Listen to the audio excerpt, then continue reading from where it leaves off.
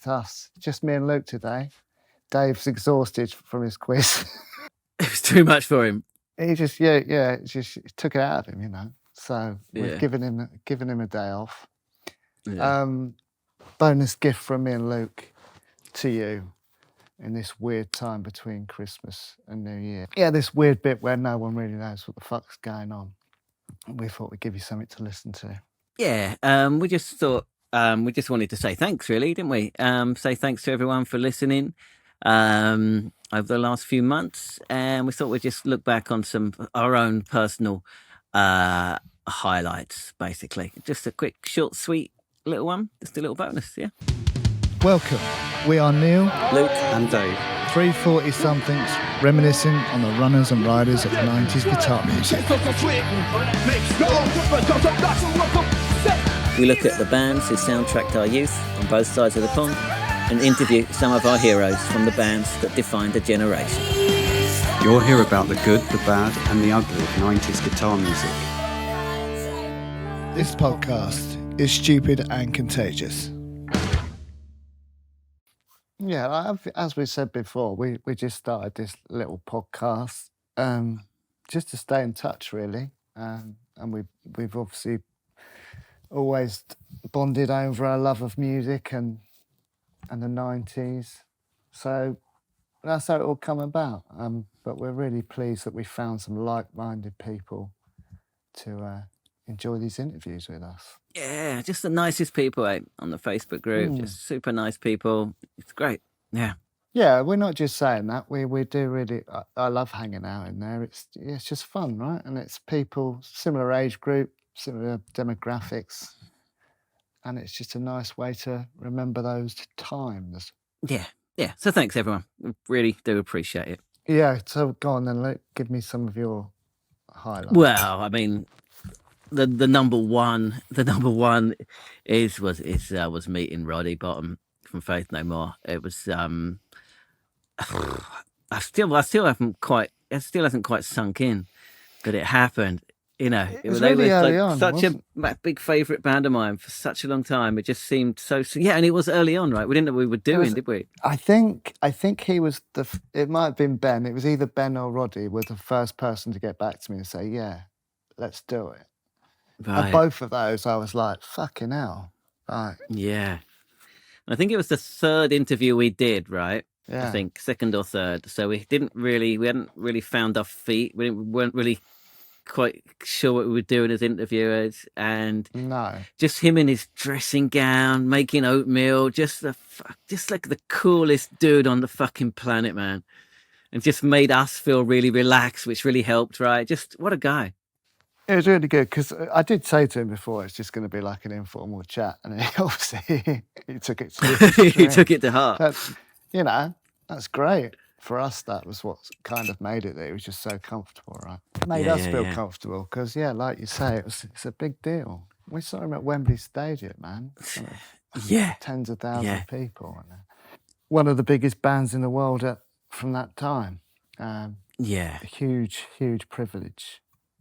And we don't take that lightly. We do try and prepare as much as we can for these interviews. I hope that comes across. We don't just sort of jump in without knowing a little bit about the bands first, and but at the same time, we've learned over the last few months to be flexible.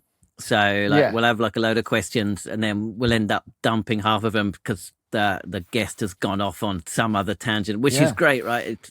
That's the way. Let them go.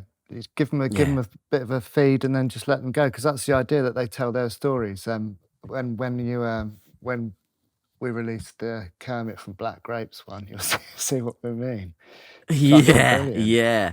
That was a riot, man. It's great. Yeah. That'll be out in the new year sometime. Yeah. How about you? What's your big highlight? Yeah, I obviously meeting Roddy, but I don't want to lessen meeting the rest of the bands, because just all of them have just been so lovely and so knowledgeable. But what I always wanted to get from this podcast with the interviews is their stories, right? because you got your formulaic questions that you can ask, but like you say, it's when they go off on their tangents. That's what I like about it. Yeah. You find out stuff, that only they would know happened because it's personal to them. And I think we're very privileged to hear those stories and share them with everyone. So come on and give us. Doesn't have to be don't definitely be a person, but you can be like a highlight from an interview. I really enjoyed Sid from Compulsion. I thought he had some great stories about their time in America and stuff. And stuff that people wouldn't really know had ever happened. Because Compulsion were one of those bands that were sort of here and then gone. He said in the interview why. But yeah, the fact that they were all so young, living at large in America, it was cool. I really enjoyed that one. Yeah, it was really good. But yeah, there's been so many. Stu Whiffin's Britpop story was a good one. Yeah, Stu, that was brilliant. Stealing the country house sign from Food Records, that was great. That was a great interview, right? He's a lovely guy. That really felt just like having a chat, right? It really was. Yeah, it really was. We'd never met him before. Might come across that we sort of knew him from before. We didn't. That was the first time we'd ever spoken to him. He's just a lovely guy. So yeah, really enjoyed that one. Yeah, because although the interviews with bands is our main sort of thing, we do want to mix it up a little bit, don't we? So we're going to try and get sort of book authors on and things like that, just to mix it up a little bit. That's why the ones like the Terry Christian one are really good to have, Well, what's your take on the Terry Christian one? He kind of talks at us rather than to us, but what's your take on that? That's just Terry Christian, isn't it? And, yeah. You wouldn't really want it any other way, would you? That's just the way he does it. He's so knowledgeable that fuck it, just let him do what he wants, really, isn't it? Yeah. We had to sort of lead him back a little bit to the word, but try to, yeah. But it was all music based, so it was all good. Yeah. He's a great talker. Yeah. Fiercely passionate about music, isn't he? Can't just come across. A lot of the stuff that we found out in that interview about the word, I didn't really know that about the behind the scenes and stuff, So that was quite interesting, I thought. But another highlight for me, it's not it's come about because of the podcast, but it was getting to go to that Shine Festival. And the guys there sorting me out a free pass. We will get them on at some point. That'd be great. But even stuff like that, it's a privilege, We've got to go see all those bands and go and get up the front and get in the old press pit. It's great, just from our little podcast. So stuff like that, Getting to do things like that, it's brilliant. Also, I think speaking of the Shine On Festival, speaking to Louis at a Rialto, just after they played together for the first time in however many years. It's a privilege, right? Just being given that opportunity to be, it must be one of the first people that he's spoken to since that happened, definitely. Right? It's a couple of days later that we spoke to him. We got that, and we got the podcast out quickly as well. Just being given the opportunity, And he was just a super nice, thoughtful, intelligent guy, right? Yeah, this is the thing, everyone's so different. You never really know what you're going to get, do you? Just people in general, that's the case. So you never know. Sometimes they're really articulate. Sometimes they've just got mad stories. Sometimes they're Terry Christian, You just never know. Yeah. But what I've also realised from doing these sort of ones over Christmas, it's great interacting with you and Dave. Love it. Yeah. But you've got to have the bands as well. Do you know what I mean? Yeah. I think people are going to get bored with just us very quickly. I think we did float the idea early on that it was just. I think it was just going to be us chatting about music, and that can only work for so long. Yeah. So I'm glad that we went down the interview route, and I'm really sort of humbled that people have agreed to come on, and are still agreeing to come on. We've got some great guests coming up. Yeah. That's what makes it. Any favourite quotes from the band. Like Nigel from Dodgy calling himself the noddy holder of summer was great. That was good. That was good. He was a good one as well, right? See, Yeah. they're all so good. I liked it when Roddy was talking about how he'd forgotten playing Wembley, but I don't. I think he was just, Yeah. I think he was having us on with that one. I don't know, man. Like I don't know. It was great. Whatever. It was fun. And I like stupid shit, like, you know, like debating with Haytham from Censor whether bands are wearing capes or cowls. It's just stupid shit like that, That's right? it, I love man. that. It's when it goes. That's what I like. When it goes down those routes, I think that's when we're onto something. You know, when you can get them in, that they're comfortable enough to sort of, you know, just have a chat. That's what we want. Isn't it? We don't want it to be too formulaic. We just want to have a chat with bands that we used to love listening to. Well, still do. Yeah. Okay. How about more serious moments from the interviews? Serious moments. Yeah. I thought it was quite touching when Ben was talking about Keds. Yeah. You know, it's a huge loss to music, and it was his friend. You know. Yeah. And you could see that he was really sort of getting a bit emotional talking about it. You know, rightly so. It's they were a huge part of each other's lives. So yeah, being a party to that was quite special, really. You know. Yeah. Because yeah. Mark was one of our heroes. So one of the first bands I saw. The first band I saw. I was there, man. Like I was there. I was right there next to you. You were. Yeah. You know, it's just a privilege to be able to speak to people and to open up to us like that. So, what about you?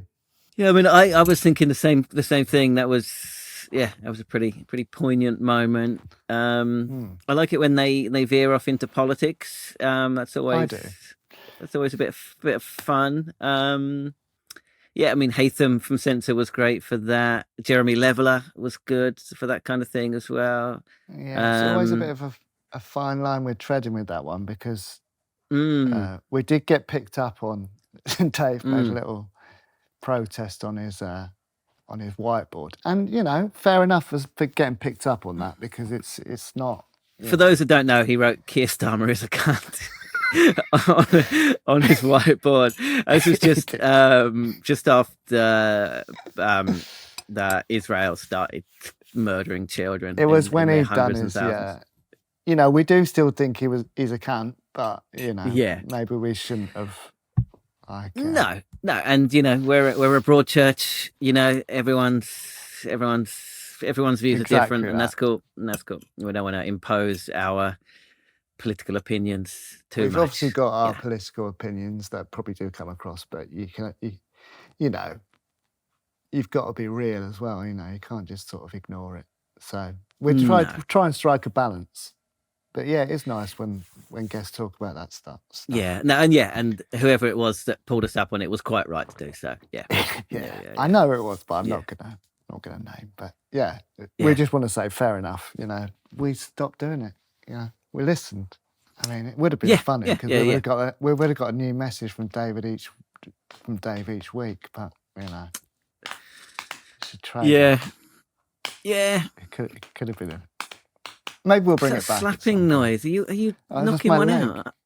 Yeah, that's it. I got quite comfortable, you know. I thought, fuck it, you know. It's New Year. Just how relaxed you were. Yeah. That's what I mean. That's what I like about the interviews. I love hearing about the music and all that stuff. Obviously, that's what we're here for. But when they start talking about other stuff, you know, that's what sort of differentiates the interviews a lot of the time. Because they're more personal experiences.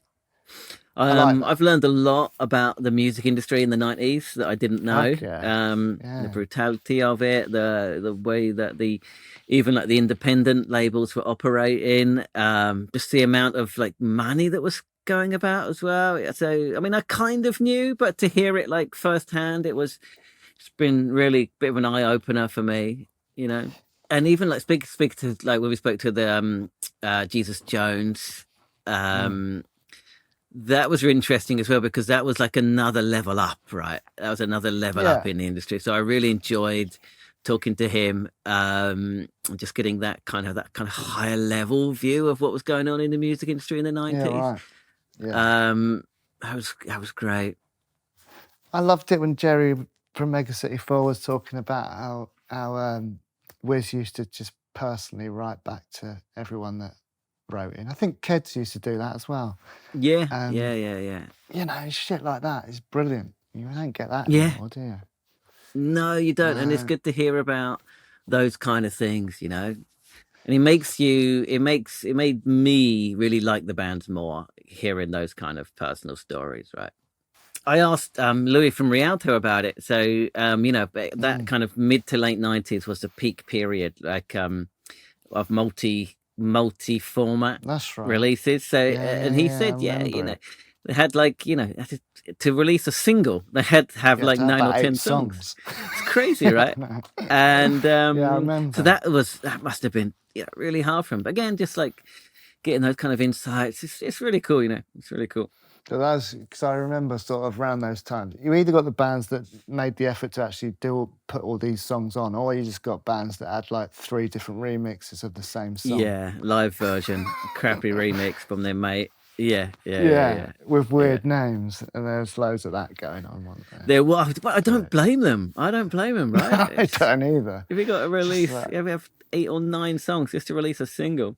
Yeah, but I remember the remixes always had silly names because they just couldn't, because there's like 4 different remixes. Then they couldn't be bothered.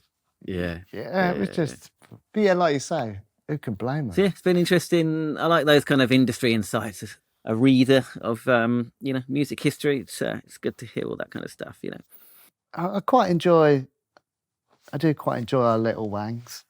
A little bit, don't know if anyone else does, but I enjoy them. Yeah, it is just to break things up a little bit, you know. I enjoy them. I think we try and keep it kind of on topic.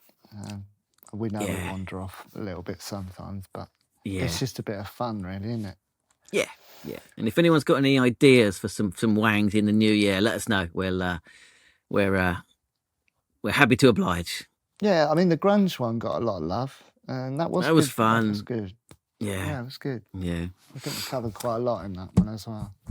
I'm reading this at the moment. My brother got me for my birthday. History of grunge. All right. Any good? Good so far. It's good so far. Yeah. I was saying someone in the Facebook group the other day. I feel quite ashamed. I don't think I've read a book in 30 years. It's all right. You watch documentaries, man. Read, do I? I do. Yeah. There's different ways to get information, man. Books. So you know, I'm an analog guy, man. I think the scariest bit for me with the interviews is when they first pops up that they're in the waiting room. Yeah.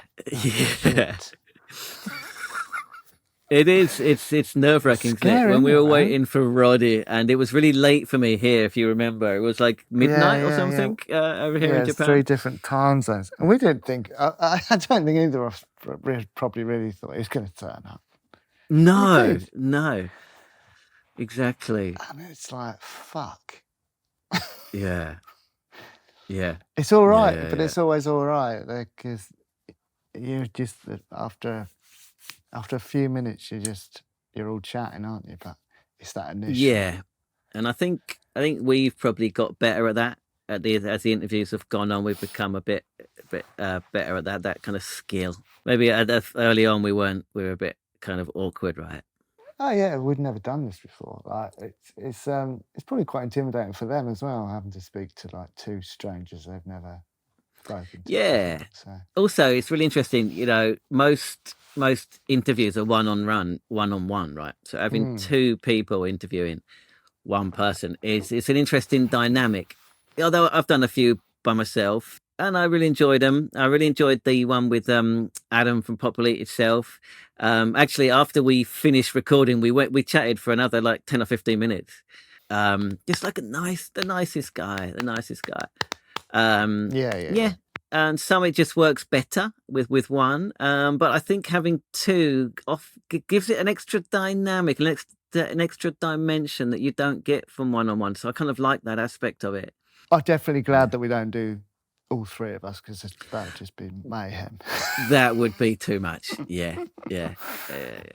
But initially, like these interviews are supposed to be like 20 minutes. I think that's what we said in the early days. Yeah, we could get 20-minute interviews to like fill out the episodes. We spoke to Ben from the Senseless Things, the first one. Yeah. It's just like, we can't cut this down to 20 minutes. It's no. too interesting. No. Yeah. And we didn't cut any of it. We didn't cut any of it in the end. No, we don't cut any of the interviews at all, do we? We haven't. No, we did ponder it, didn't we, early on, but then we just decided, no, you can't. You just can't. It's just... Yeah, just let them chat, let them go on, eh? Yeah, so but then it Give became like a long form thing. I think putting on YouTube's been quite a good idea. I think some people like to watch as well as just listen, you know. Yeah, that's a whole new idea for me. I've never heard of the concept of watching a podcast, so it was it's interesting for me. Oh, what? One thing I would like to say is I didn't do that thumbs up on purpose. That thumbs up just came up on my screen. I don't know why it keeps doing it. It's only you it does it to. I know. It happened when I was talking to my sister as well the other day. But I said happy birthday to her and balloons came out. She thought I'd set it up. And I said something else and fireworks came out as well. And I tried it again and it happened again. I can't remember what the trigger word was. And I feel I blamed David for it before, didn't I? Sorry, Dave. I blamed him. But yeah, one thing I wanted to talk about was your mixtapes. I hope people are listening to them. We've no way of knowing, have we? No. Spotify don't provide that. Yeah. But, you know, I think they're a really important part of each podcast because, again, early doors, we decided not to include like little clips of music because we might have got away with it, but we might not. And I didn't want to get to the stage, well, we didn't want to get to the stage where 15 episodes in, half of them were pulled. So we just decided let's just not risk it. But that's why Luke makes the mixtape, so that you've got a musical reference to what we're talking about. So we do hope that people listen to them because Luke spends a lot of time putting them together. So if you haven't, go back and they're all still there. Go back and the link's always in the show notes. Go and have a listen to the mixtapes. Yeah. You know, put them on at the weekend when you're doing your hoovering or whatever. Yeah. Why not? Because, like I say, Luke puts a lot of time into those, and I think it'd be a shame if people aren't listening to them. But we've no way of knowing. No. So, but I don't mind. I mean, if you don't, that's all right. Dave always listens to them, doesn't he? Yeah, that's enough for me. It's the highlight of Dave's week.